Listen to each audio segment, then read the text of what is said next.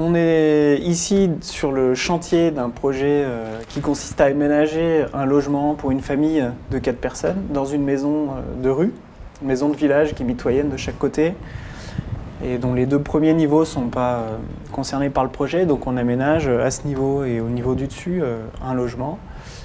Et donc c'est une rénovation dans un bâtiment ancien en pierre, rénovation assez lourde et qu'on veut performante puisqu'on vise un niveau BBC rénovation en termes de performance énergétique et dans laquelle on souhaite mettre un peu au goût du jour les lieux pour que ça soit agréable à vivre. Donc pour se concentrer sur les aspects techniques qui concernent la performance énergétique, enfin l'isolation du bâtiment, on a donc là nos 2 niveaux qui sont rénovés et on isole toutes les faces, c'est-à-dire qu'ici on vient recréer une couche d'isolant au sol, on isole ces 2 murs et les 4 murs et tout le plan de toiture. Et donc on a bien un volume qui est entièrement dans une enceinte isolée qu'on cherche également à rendre étanche à l'air. Et c'est ce sujet qu'on va explorer un peu plus en détail maintenant. Donc sur le sol existant qui est ici, on vient placer un lambourdage avec un isolant puis un platelage bois qui sert d'étanchéité à l'air avant de recevoir la finition.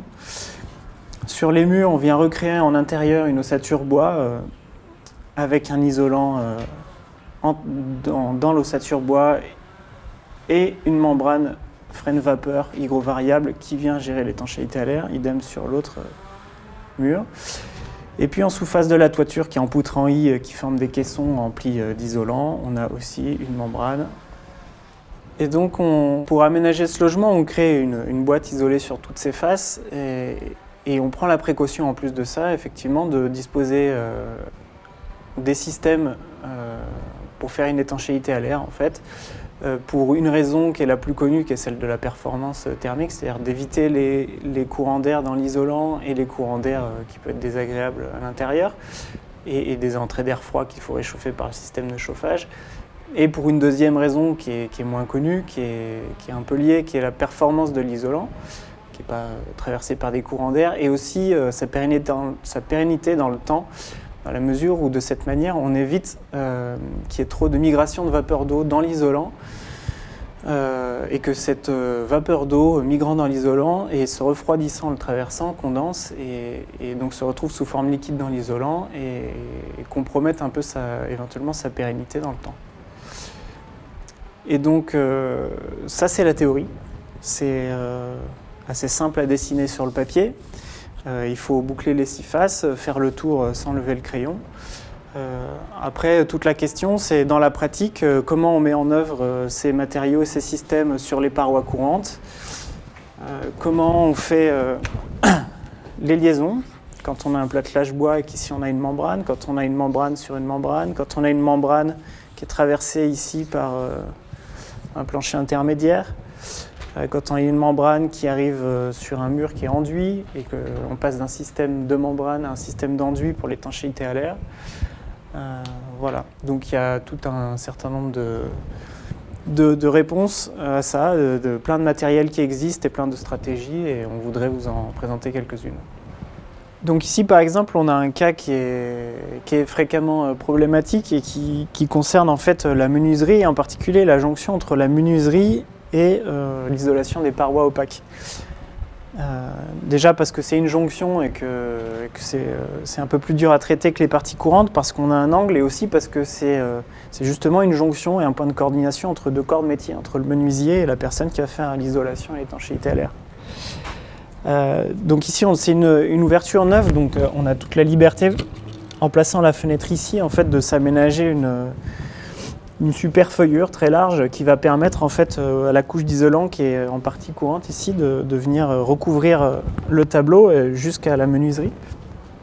Et donc on a la place pour faire la jonction d'étanchéité à l'air et placer de l'isolant de la même manière que l'isolant qui est en mur ici va pouvoir se retourner sur l'appui et venir chercher la menuiserie. Et on a donc une continuité à la fois de l'étanchéité à l'air mais aussi de l'épaisseur d'isolant courante jusqu'à la menuiserie. Et donc c'est une mise en œuvre qui permet donc un minimum de pont thermique à cet endroit-là. Donc là on est de l'autre côté de la grande menuiserie qui est en façade sud et on arrive sur un mur qui n'est pas un mur extérieur, qui est un refend, donc c'est un volume chauffé de l'autre côté. Et donc on va avoir notre isolant et notre membrane qui vont arriver là, et il va se passer quelque chose parce que là on a une interruption à cause de ce mur-là. Et il y a deux choses à traiter. Il y a la question du pont thermique parce que ce mur-là il va être froid, il est en prise directe avec le mur extérieur. Donc en fait on fait un retour d'isolant ici sur un peu plus d'1 mètre, jusqu'ici, pour couper le pont thermique. C'est une chose. Et par ailleurs, il y a la question de l'étanchéité à l'air, parce qu'ici, on ne va pas pouvoir raccorder de l'autre côté, on a le mur à passer. Et on est sur un mur maçonné qui est plein de fissures comme ça. On pourrait tenter de se jointer ici, mais on ne va pas se contenter de ça, parce qu'en fait, des fissures comme ça, il y en a partout dans le mur, et l'air va y rentrer, circuler entre les parements et sortir à un moment à l'extérieur. Donc l'ensemble du refend va être enduit et ici la membrane, on va l'amener et on va la raccorder avec un produit de ce type-là qui permet de faire une jonction scotchée ici sur la membrane et on intègre la trame dans l'enduit jusqu'à venir mordre ici et on a notre continuité d'étanchéité à l'air. Donc ici on peut imaginer le cas d'une porteuse de plancher qui vient s'ancrer dans le mur et qui fatalement vient traverser le plan d'étanchéité à l'air. Et donc toute la question c'est d'anticiper ça pour ne pas se retrouver après au dernier moment devant la question de comment je fais avec mon film que je déroule comme ça pour faire le tour et l'étanchéité autour de la solive, mais de l'anticiper et donc de s'imaginer en avance les différentes étapes et comment on pourrait préparer quelque chose pour que ça fonctionne facilement.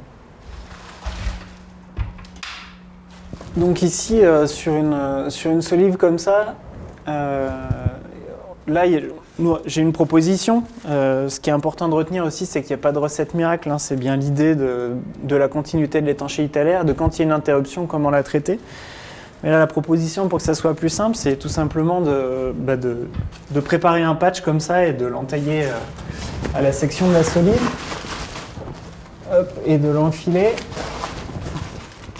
Et donc ça peut être fait par le charpentier, qui est en théorie pas la personne qui pose le frein à vapeur aller à l'envers.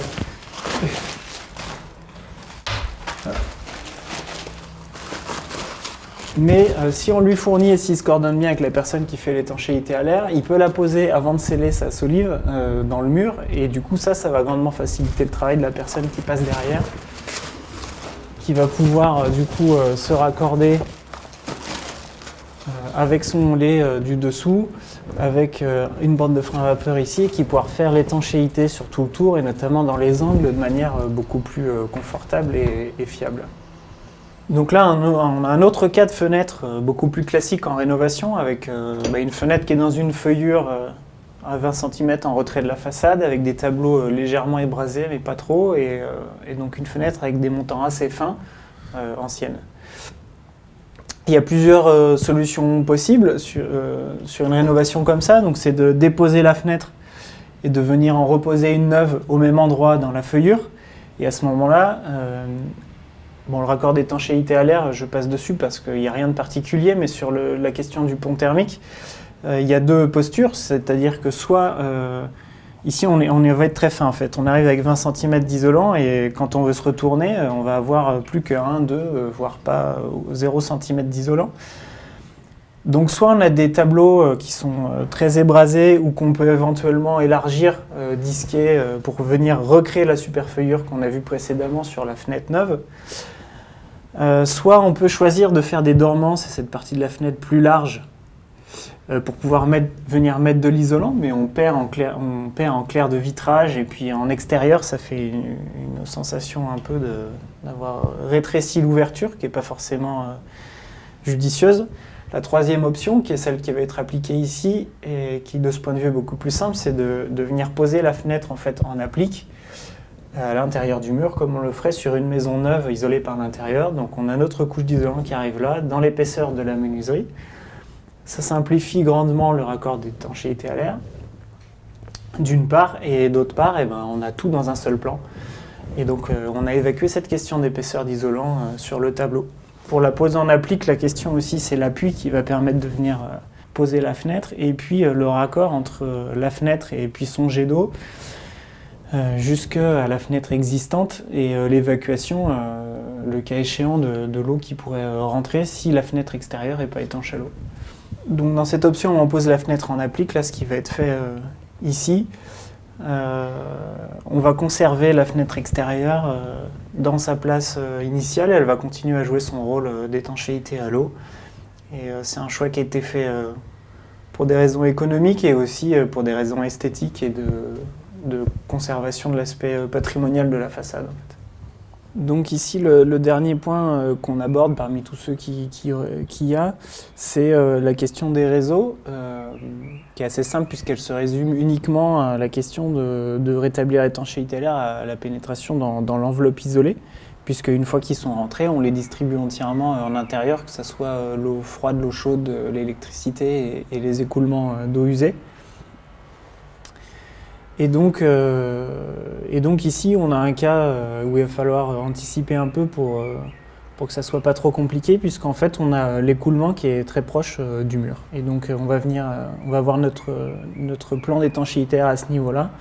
Et donc, il va falloir faire en sorte de se raccorder dessous et puis de dévoyer suffisamment pour s'écarter du mur et pour avoir la place de venir ici mettre un adhésif pour scotcher le patch sereinement. Et donc, de manière générale, tout ce qui pose problème, c'est les réseaux qui sont collés au mur et les faisceaux ou les paquets de tubes entre lesquels on ne peut pas passer. Donc, il faut toujours penser à bien les écarter pour pouvoir les traiter un par un tranquillement avec l'espace pour mettre le matériel, quoi. Donc, pour traiter ce genre d'entrée là, du réseau d'adduction d'eau potable et puis les évacuations, on peut utiliser ce genre de patch, c'est un genre de PDM. Et donc c'est là qu'on voit bien que la contrainte, c'est que le tuyau soit pas trop proche du mur, parce qu'il va falloir l'enfiler dessus et puis avec un scotch faire la jonction avec le platelage en bois qui va être ici. Et donc là, fatalement, si on est trop proche, on a un peu quelque chose à gérer dans cet angle-là. Voilà. Donc, on termine un peu avec des produits, mais je me permets de juste revenir sur le truc, c'est qu'en gros, pour obtenir un résultat satisfaisant en termes d'étanchéité à l'air, ça implique qu'il y ait une conception qui prenne en compte cette thématique-là, donc pour simplifier les choses, pour faire circuler des réseaux à l'intérieur, pour limiter les cas complexes et les points singuliers. Ça veut dire aussi qu'on a un choix de matériaux qui fonctionnent et puis une mise en œuvre qui anticipe et qui fait les choses avec soin. Il y a des centaines de produits qui existent et beaucoup de marques différentes, et là on a juste rassemblé ici un peu le kit de base et qui suffit en fait amplement pour faire un projet même très performant, même passif, parce qu'il y a plein de produits très spécifiques pour des applications particulières, mais en fait il y a des choses qu'on peut utiliser de différentes manières, et en fait il suffit d'avoir, ça c'est le scotch de base qui va partout, un scotch un peu plus fin et souple pour les cas un peu plus difficiles, un scotch large pour boucher les trous d'insufflation, pour faire des patchs, des choses comme ça. Après le couple primaire d'accroche et puis un mastic d'étanchéité à l'air, le raccord maçonnerie membrane, une agrafeuse avec le rouleau de frein vapeur, et puis après il y a tout un tas de produits très spécifiques pour faire des angles 3D, des raccords de menuiserie comme ça, qu'on peut utiliser, mais on peut très bien obtenir le même résultat avec la combinaison de ces produits un peu de base. Et ça suffit pour obtenir de très bons résultats.